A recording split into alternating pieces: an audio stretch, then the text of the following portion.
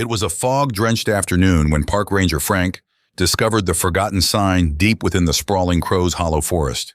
Its decaying wooden post was barely standing, half sunken in the earth, a grotesque monument to something long abandoned. Black Hollow Trail, closed indefinitely. The words, smeared with years of grime and rot, were barely legible. Frank's pulse quickened. The older rangers had mentioned Black Hollow in hushed tones, a trail where a series of unexplained accidents had once occurred. People who ventured there never returned. But no official reports were ever filed, and the few scraps of information that surfaced were quickly dismissed. Still, there was something wrong with the way they spoke of it, the way their eyes darted away as if recalling something too terrible to admit aloud. Frank should have turned back. He should have called it in. But the eerie allure of the unknown gripped him, urging him to investigate further. He stepped past the sign, each footfall muffled by the thick, damp undergrowth. As he ventured deeper, the air around him seemed to change. The forest grew unnaturally quiet, the usual hum of wildlife absent. No birds, no insects. Nothing but an oppressive silence. The trees along the trail twisted in strange, gnarled shapes, their branches clawing at the sky like skeletal hands. The deeper he went, the more the landscape seemed to warp, the foliage becoming sickly and pale. The trail led Frank into a dark, narrow valley. Here he found the remnants of the Black Hollow settlement. At first glance, it was a ghost town. Decrepit cabins, their roofs caved in, walls leaning like tired old men waiting to collapse. The air was thick with the stench of mold and rot, and the ground beneath him felt soft and uneven, as though something foul festered just below the surface. Frank stepped closer to one of the cabins, its door barely hanging on by rusted hinges. He pushed it open with a groan, the sound too loud in the dead silence. Inside, the walls were covered in strange markings, etched into the wood as if by claws, depicting twisted figures and symbols. The floor was littered with bones, small at first. Maybe animals, he thought. But as his flashlight swept the room, he realized they weren't all animal. Human bones, yellowed, cracked, gnawed, lay tangled with the others. He backed out, his heart pounding. Something was very wrong here. A cold breeze blew through the trees, carrying with it a faint, eerie sound, like the whispering of voices, but there were no other people around. He strained to listen, and that's when he saw it. A figure emerged from the trees.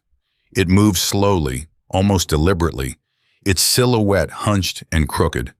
As it drew closer, the beam of Frank's flashlight revealed the truth. Its skin was loose, hanging from its bones like a wet, sagging sheet. Its face was a grotesque mask of sagging flesh, blackened veins webbing across its cheeks. Hollow eye sockets, leaking a dark, viscous fluid, stared in his direction. Its jaw hung slack, revealing a mouth filled with teeth, sharpened shards that clicked together as it moved. Frank stepped back, his breath caught in his throat, but more figures appeared. From the darkened cabins, from the trees, dozens of them. Their bodies were grotesque caricatures of human form, twisted and contorted in horrifying ways. Some had limbs bent backward at impossible angles, bones jutting through skin. Others were missing entire chunks of flesh, exposing wet, glistening muscle and bone beneath. One dragged itself across the ground, its legs reduced to little more than splintered bone and gristle, a trail of blackened blood smeared in its wake.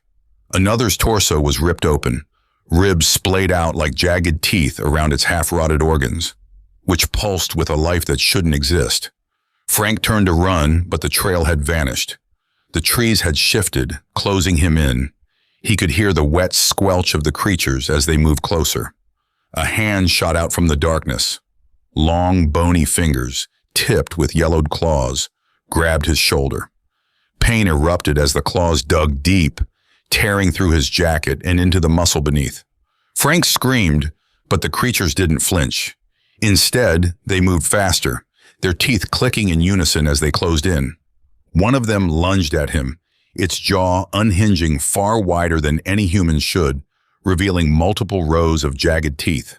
It sank them into his side, ripping through flesh and muscle, blood pouring from the wound in thick crimson streams. Frank fell to the ground, thrashing, trying to fight them off, but there were too many. Another creature clawed at his face, peeling the skin from his cheek with a wet tearing sound, revealing the bone underneath.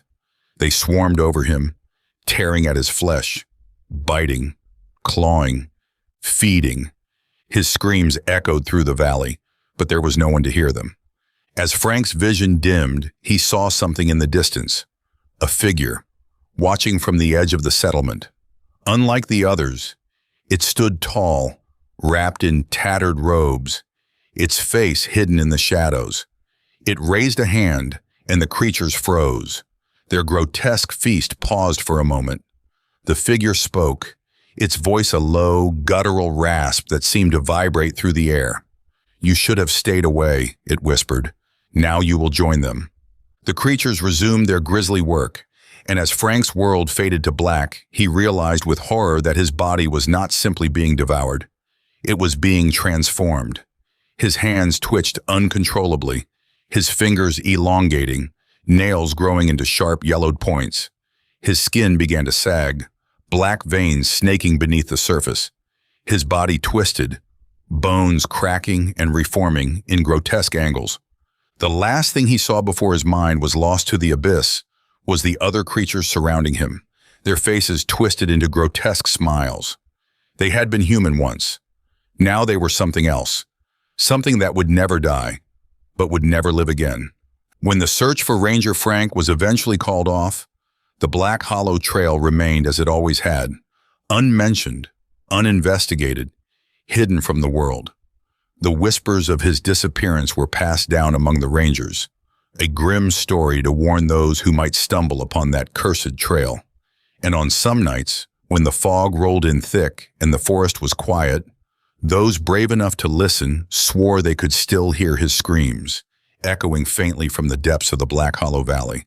But no one ever followed them. They knew better. Thank you for listening. We hope you've enjoyed the story.